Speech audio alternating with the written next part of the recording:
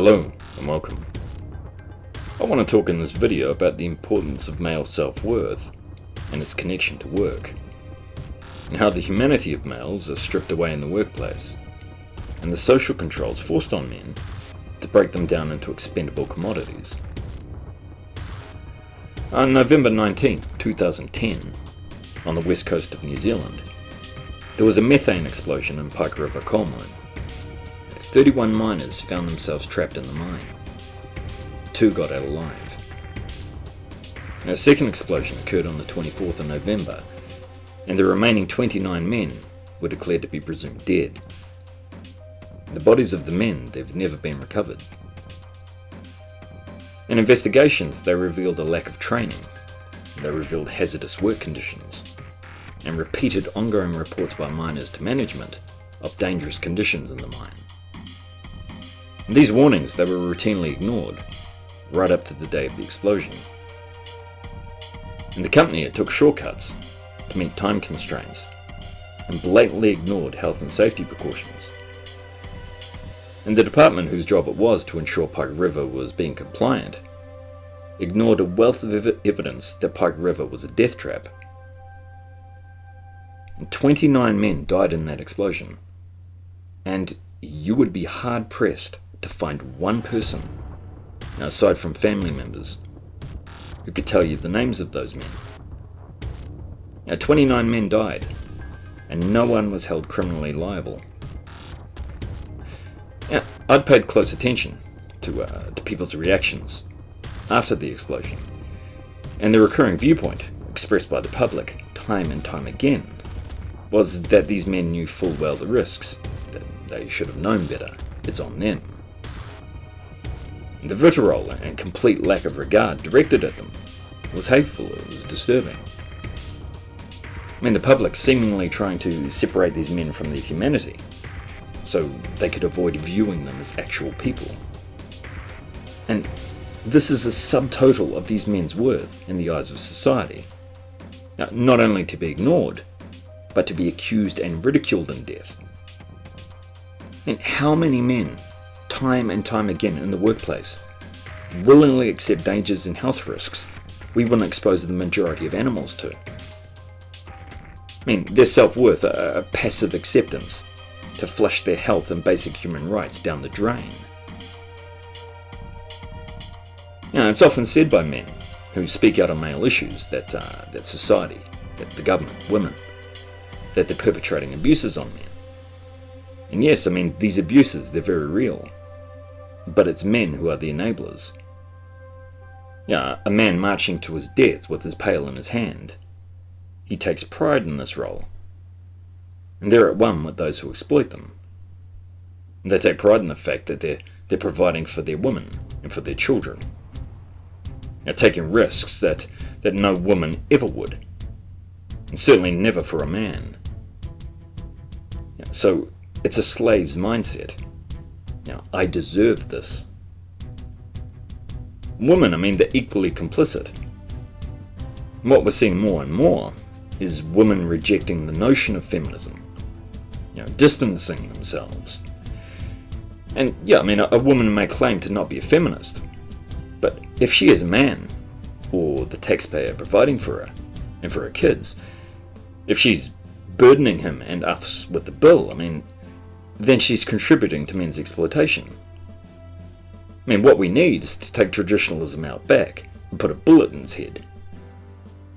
If men and women are to work together, it's going to take a new arrangement and some accountability.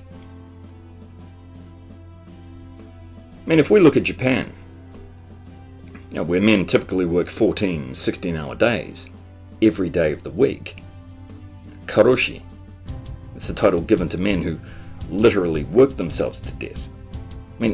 This is the culture. Heart attacks, strokes, seizures. Karojisatsu, suicide due to overwork. But of course suicide, it's going to be widely underreported in Japan due to its stigma. So the numbers, they're going to be far higher. In karoshi, it's the breaking down of a man physically and psychologically over time. And of course, this is not unique to the East. I mean, American men, they've been noted to work more registered overtime than Japanese men. But off the books, it's believed the Japanese do more. And of course, the Japanese government, they've done the standard window dressing, stating they're addressing the issue with widespread reforms. But the expectation, it's still there. And men, they know full well that they're replaceable if they don't conform. But I mean, death from overwork, it's the extreme end of the spectrum. All the associated health conditions, they just go ignored. The clear message being that whatever you do, don't get sick. And suicides, I mean, suicides in Japan, they're increasing, especially among older workers. So the house, it always wins. And stress, it will get you one way or another. So men, they need to ask themselves, what's more important? Work or their health? And yes, I mean, both take effort. And I'd argue health is even harder to maintain. Anything preventative, it's always going to take more investment, more sacrifice. But a man will need to ask himself that question at some point. But typically, it's a case of too little, too late. And it seems for most men, it's far easier to take a bullet for a woman than it is to show himself some compassion. I've worked in a number of industries over the years, some with deplorable conditions. I mean, what men put up with, what's heaped on men? Prolonged hours, shift work, unrealistic pressures and workloads, stress, fatigue, depression, abuses. I mean, these men, they have no release. They have no identity outside of work, and they receive no respect. A man existing in a deprived state 24/7. No self-worth past what others deem his worth to be. No incentives. No purpose other than that of a utility. No connection. No reprieve. No light at the end of the tunnel. I mean, all they get is drudgery, isolation, emasculation, and the one shining hope that his sacrifice may someday mean something. I mean, but in order for that to happen, he has to be first seen as human. And for that to happen, he has to first find his voice. But men's sacrifices, I mean, they're not appreciated. Not by women and not by society. Women, I mean, they're seemingly unwilling to appreciate the sacrifice a man makes when he signs a contract with her and with the state. This dismissive attitude by women, it extends to a man's sacrifice in the workplace. But I mean, ultimately, it's men who adopt the role of beta provider. It's how they define themselves. And it's often stated that men become their job. And that without a job, they lose their identity. And for many men, this is true. But what that theory ignores is a vast number of men who have never, and likely will never, associate their identity with their job. In my case, I grew up feeling men were worthless. That's the messages I was fed as a boy, to be ashamed of my masculinity. The males were the source of all evil. So I never tied my identity to a job. It was a foreign concept to me. And it's the same for a lot of the men of my generation. Now, that's not to say that experiencing unemployment, that your self-esteem can't take a hit. It does. It's soul-destroying. You can feel inadequate for not achieving some goal that you're not even clear of. I recall, they'd say to me as a boy growing up, why don't you become a doctor? Why don't you become a lawyer? And my first question was always, why?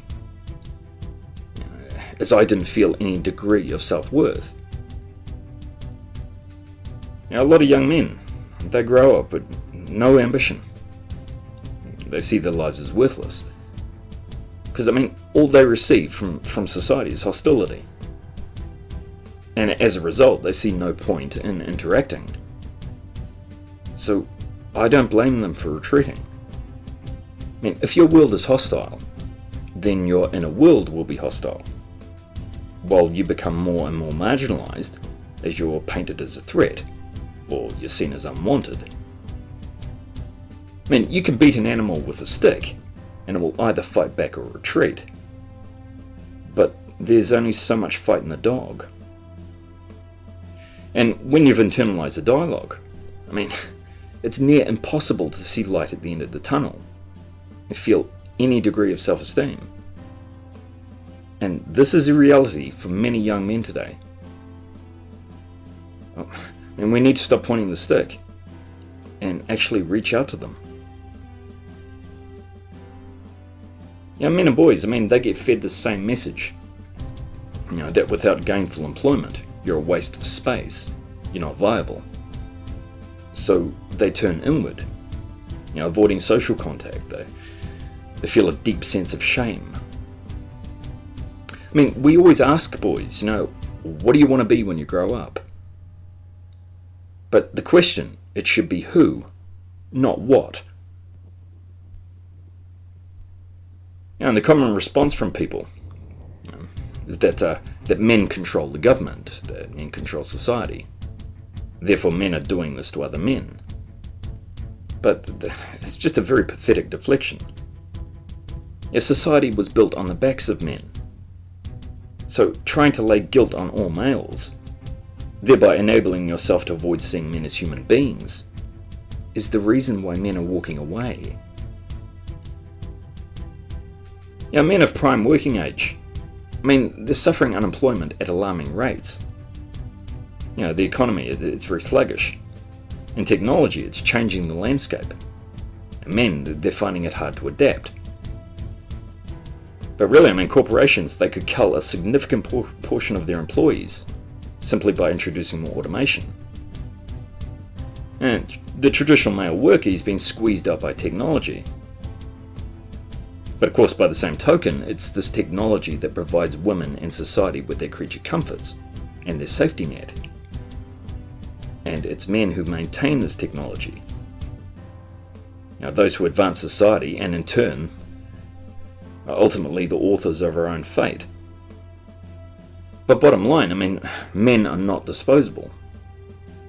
Yet it's the only message that young boys hear, that their entire sex is worthless. But men, they're the majority of suicides in the workplace, and the majority of deaths from accident and work-related disease. Yet all reference to males in this regard is ignored, it's denied, it's deflected. You ask the majority of people, and they would state offhand that a man voluntarily chooses a dangerous occupation based on the salary, carrying with it a danger premium. But contrary to popular opinion, there is no premium for dangerous jobs.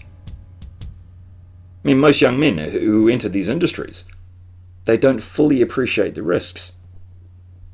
Or they're so indoctrinated that they feel it's a right of manhood to weather these risks. Really, how can a young man give informed consent if he's not fully aware of the dangers? Or if those dangers are routinely ignored by management? There's huge pressure for a young man to conform and accept these risks, especially in this economy. Of course, once he's in the door, it's no different than any other job for a man. The pressures and the expectations, they become more unrealistic, they become more dangerous. And it's the employer that's protected from liability in most cases, not the young man choking on methane 1,000 meters underground in the dark. So men at a certain point, men in their lives, they become defined by their job. And most men, if they're honest, they don't feel their work is anywhere near rewarding enough. So they feel shame, they feel regret. And they despise and resent the judgment that comes with this association. The first question out of a woman's mouth when she meets a man is, "What do you do for a living?" And this is deliberate. The man, if he responds, then allows that woman the power to judge him. So don't allow yourself to be put in this position. Take your power back. Because men on the whole, they're domesticated. They're house pets, living a very marginal and repressive existence. Suffering a very real loss and grief, loss of purpose. Unable to voice this grief for fear of exclusion, for fear of ridicule. To appreciate your own value, you have to first have an identity independent of society's perception of you. And to be appreciated as a valid human being, worthy of empathy and consideration. This is separate from the victim role that women assume for themselves and use to manipulate society and government. If there was a woman down Pike River Mine, somebody would have been held criminally liable without question. And in all reality, safety measures would have either been implemented or the mine would have shut down indefinitely. But as a society, we're programmed to view women as fragile. And if you question this, the price is social exclusion, or worse. We aren't raising boys in the society, we're disabling them. The natural male forms of expression for boys, they've been criminalised. And they're subjected to hostile pressure cookers of misandry in schools and in the media. They're medicated to the gills. And they're treated as men only when it suits society, and deemed monsters the remainder of the time. And there's no support. All there is judgment and punishment. How many times do we hear women justifying why they divorced a man? He works himself to the bone, and her excuse for divorcing him is that she feels ignored and not a priority in his life. But what's missing in this equation? It's appreciation. Appreciation of his sacrifice. And men need to be appreciated. And this is the irony. Man is reduced to the role of utility. So consequently, society view him solely in this regard. But this dedication man has to his work, the hours and the focus he puts in, they alienate the very people he's making this sacrifice for. And a man called out on this, he will only receive one message in return: that he should be prioritizing his woman and his children even more. Prioritizing a family that can be stripped away from him on a woman's whim. Prioritizing his wife's needs so he can still have passionless and often resentful sex with her. So he can be afforded a grudging acceptance by society that he's valid only if he's disposable. And this is what men die for.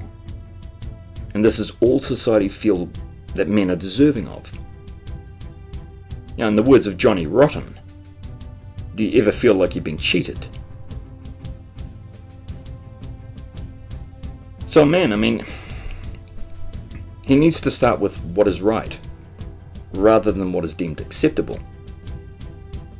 Because from a certain point, there's no longer any turning back. And that's the point that has to be reached. If you're watching this video, you may already be there, or you might be close to it. And some have taken that first step off the cliff, but most are hesitating. But only you can take that first step. So be the change that you want to be, and do it for you. Do it for the little boy you once were. Do it for the man you want to be. Do it for the men standing shoulder to shoulder with you. Don't be a statistic. Take your power back. There's a Japanese saying that after the rain, the earth hardens, meaning adversity builds character.